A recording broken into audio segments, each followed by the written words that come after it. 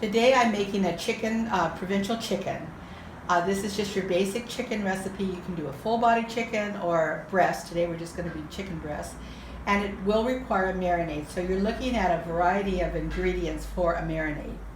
Okay, we're starting with 2 chicken breasts. They're rather large. I've brined these. I took them out of the freezer this morning, put them in salt water and let them sit for the afternoon. And now I'm going to skin them and trim them, and then we will mix up a marinade. I'm actually trimming these chicken breasts because they have ribs connected, and they're taking the skin off of them, and you really want it just to be the flesh part of the chicken.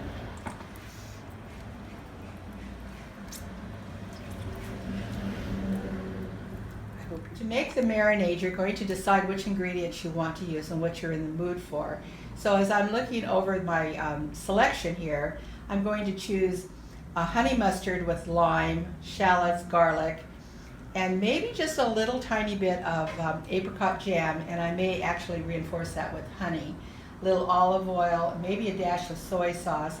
And then I'll taste it and see if we need to add anything, and then we'll take it from there. I'm starting to mix my marinade. This is Dijon mustard, herbs of Provence, and garlic. I'm going to add some apricot preserves here. Then I'm going to use the juice of a lime.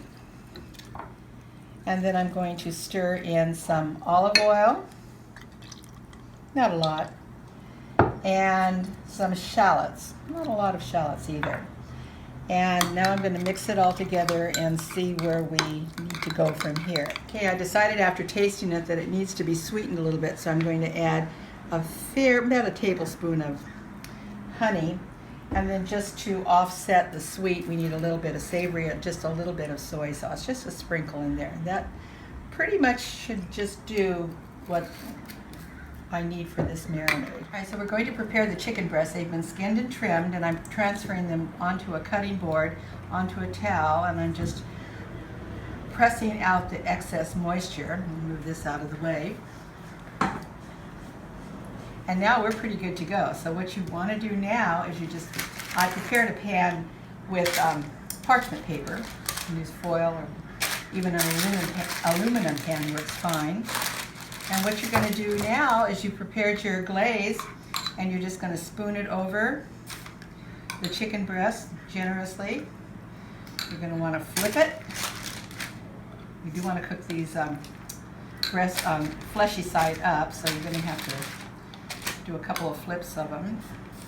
And I'm doing this about an hour and a half before I'm actually going to be cooking them this evening. Now what I'm going to do with this for the finished result when we plate it tonight, because it's quite hot, I'm going to cook them in the oven and cool them a little bit, and I'm going to actually add them to a salad tonight because it's just that kind of a night. At this point you're going to put your chicken breast back in the refrigerator, take them out about a half hour before you put them in a 400-degree oven preheated.